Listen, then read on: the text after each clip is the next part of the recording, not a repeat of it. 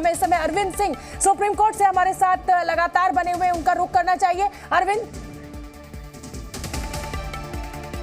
तो अरविंद का मैं रुख करूंगी, लेकिन उससे पहले इस समय की जो बड़ी खबर है वो आपकी टीवी स्क्रीन पर। अरविंद, क्या अपडेट है आपके पास? देखिए, अभिषेक मनु सिंघवी जो कि अरविंद केजरीवाल की तरफ से पेश हुए थे इस मामले में, और जिन्होंने आज सुबह मेंशन किया था, अभी उन्होंने दोबारा जस्टिस संजीव खन्ना की अध्यक्षता की बेंच के सामने मामला रखा है और उन्होंने ये कहा कि अभी वो अपनी अर्जी को वापस ले रहे हैं।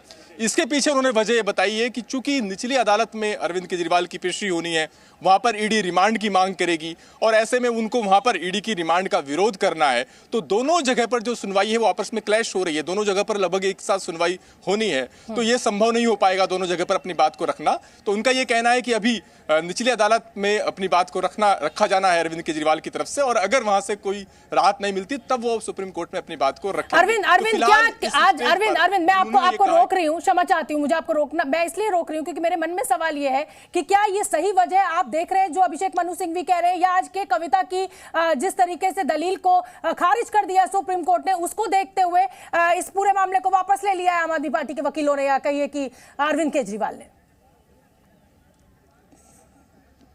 देखिए, अरविंद केजरीवाल की तरफ से वजह तो ये बताई गई है, हालांकि जो दूसरी बात आप कह रही है वो भी अपने आप में एक फैक्ट है, लेकिन ये भी बात है कि क्लाइंट के हिसाब से कोई बेंच नहीं हो सकती। बेंच हंटिंग को लेकर के बहुत बार सवाल उठे हैं और मास्टर ऑफ रोस्टर यानी चीफ जस्टिस ही तय करते हैं कि कोई भी बेंच कौन सा मामला सुनेगी, और जस्टिस संजीव खन्ना आबकारी मामले से जुड़े मामले सुनते रहे हैं। संजय सिंह से लेकर के जो तमाम मनीष सिसोदिया के जो मामले हैं वो जस्टिस संजीव खन्ना की बेंच ही सुनती रही है, तो ऐसे में मामला उनके सामने ही जाना था।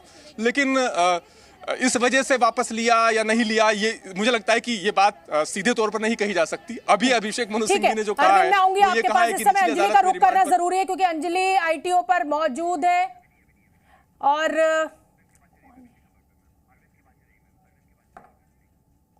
अरविंद, मैं एक बार फिर आपके पास आऊंगी, अंजलि से शायद हमारा संपर्क नहीं हो पाया है। अरविंद, अब क्या विकल्प आप देख रहे हैं? आज ईडी पेश करेगी, जाहिर सी बात है कि पीएमएलए का पूरा मामला है, रिमांड मिलना तय है, और इतिहास भी यही बताता है, चाहे मनीष सिसोदिया हो, चाहे संजय सिंह हो, और चाहे अब के कविता हो। तो अब आगे क्या विकल्प अब आम आदमी पार्टी के पास है?